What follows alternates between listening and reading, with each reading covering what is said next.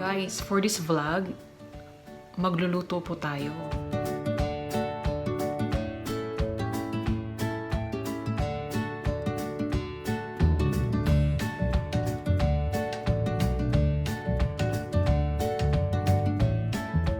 And I'm sure marami sa inyo ang gusto matutong magluto ng cheesecake. Kaya guys, panoorin niyo yung video na to hanggang dulo. Tara na, umpisa na natin pagluluto. Okay, let's get started. Here are the ingredients for the cheesecake that we're going to make. We will use 750 grams of cream cheese. I like this brand.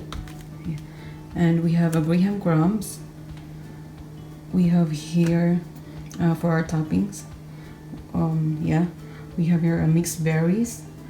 We have we're gonna use 3 eggs and melted butter for our graham or crumbs, and then we have vanilla extract, and we're gonna mix also a cornstarch. And also, instead of using a sour cream, we have an alternative. I'm gonna use fresh lemon or lemon juice and yogurt or a plain yogurt. Okay. Guys, I used 300 grams of graham crumbs. So, nilagay ko na siya dito. And then, nilagay ko na din yung melted butter na 1/4 cup. So, haluin lang natin.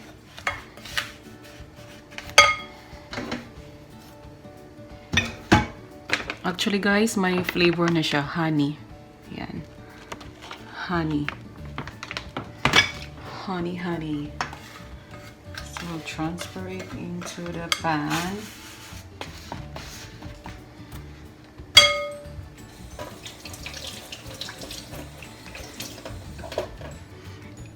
Ilalagay na natin siya ilalagay muna natin siya sa oven for 10 minutes.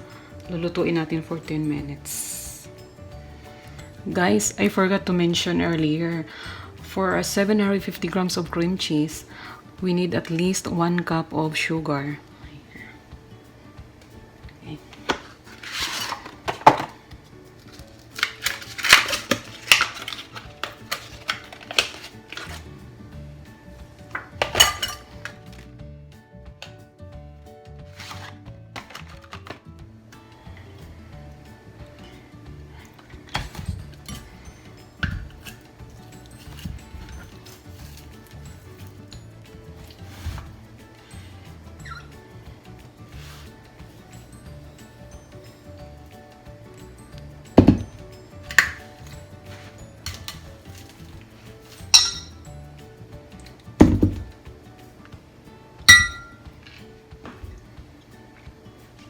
We'll put 1 cup.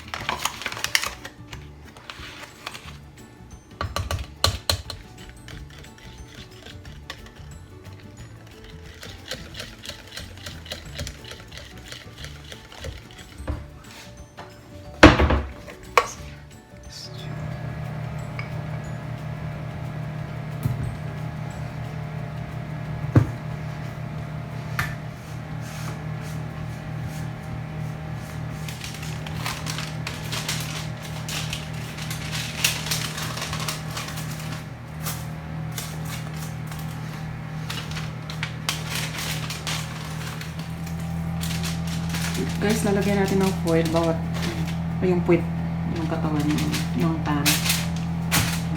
So, lagay namin ako dito sa gilid.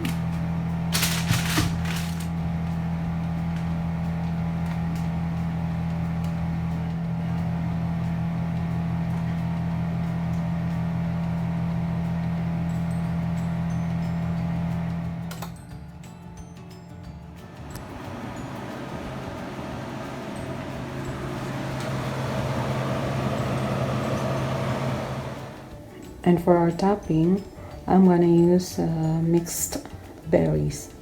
So here, I already put 3 tablespoons of brown sugar, but you can also use white sugar.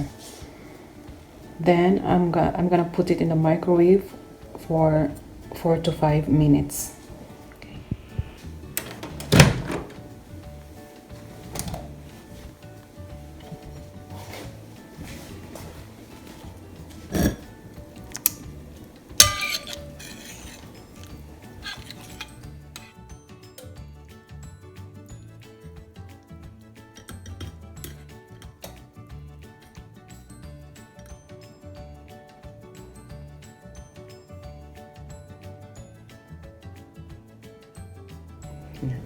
Excited na ako dito. Tanggalin natin ang parchment. And guys, ito pala yung pan-topping natin. Yung mixed berries. Tapos nilagay ko lang saglit sa microwave. Tapos kinuha ko lang yung katas niya. Ayan. Ayan. Slice na natin.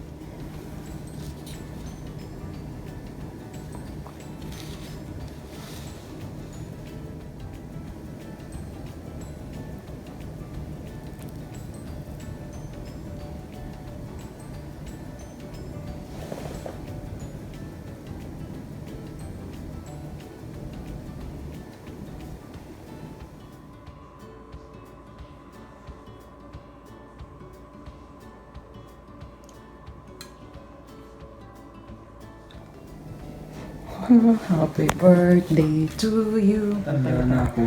Happy birthday to you. Happy birthday to you. Tikman mo yung cake. Ayan, hatulan mo na. Ginawa ko talaga yan para sa birthday mo. Wow, ang sweet. Sweat. Ang sweat. So, how's the taste? Perfect? The best ka talaga mag-cheesecake. Sure? Yeah, sarap. No drama? No.